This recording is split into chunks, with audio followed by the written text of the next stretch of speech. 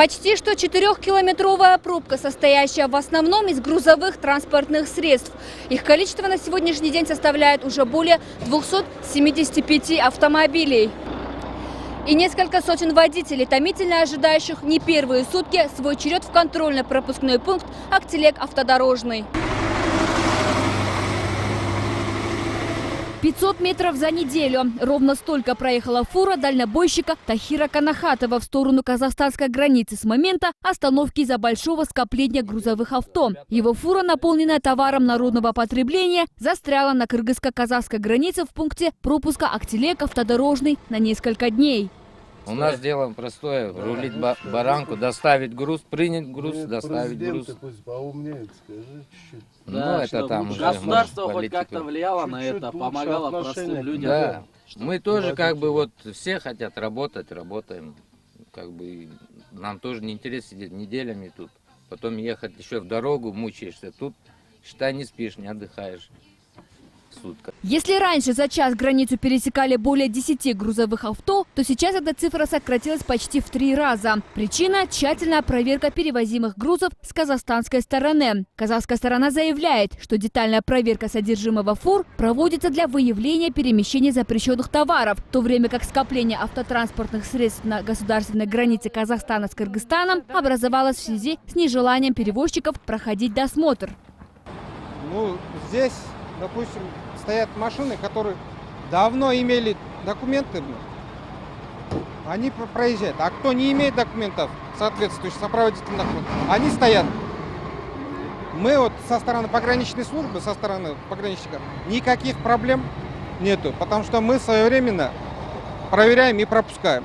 Мы имеем, как сказать, документы граждан проверяем, водителей, и, соответственно, транспортного средства и запрещенный предмет ввозу-вывозу. И не более того, насчет грузов мы не компетентный орган проверять грузы. В свою очередь, водители сутками, ожидающие пропуска, утверждают, что с документами у них все в порядке, так как не первый год пересекают границу. Как обычно, проверяли нормально все. А не знаю, сказали ждать, ждем. Мы даже туда не заехали. А почему? Не пускают.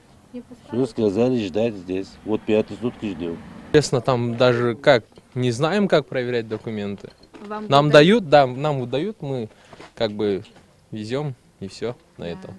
Несмотря на то, что Кыргызстан состоит в ЕАЭС не первый год, далеко не все предприниматели до конца понимают, что такое перевозка груза за границу, заявляют эксперты. По их мнению, отечественные власти могли забыть, что все контракты, подписанные во время госвизита президента России Владимира Путина, могут воплотиться в реальность только с помощью кыргызско-казахской границы. Я еще раз хочу сказать, что в Казахстане новые правила вступили по как бы ужесточению провоза товаров именно сомнительного происхождения. Поэтому я думаю, что этот вопрос прежде всего должен решаться на двухстороннем уровне.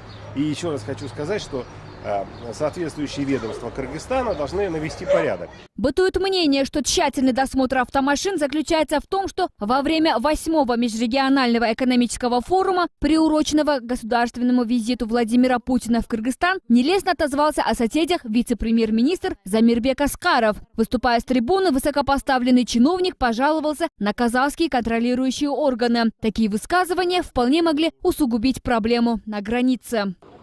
Аналогичные ситуации на границе с соседней страной происходят периодически. А последнее большое скопление грузовых авто было осенью 2017 года, когда на границе с Казахстаном фуры не пропускали по несколько недель из-за ссоры между казахстанскими и кыргызстанскими властями. Мерим Кубанычбекызы, Азамат Ахматулу, новости Ошпири.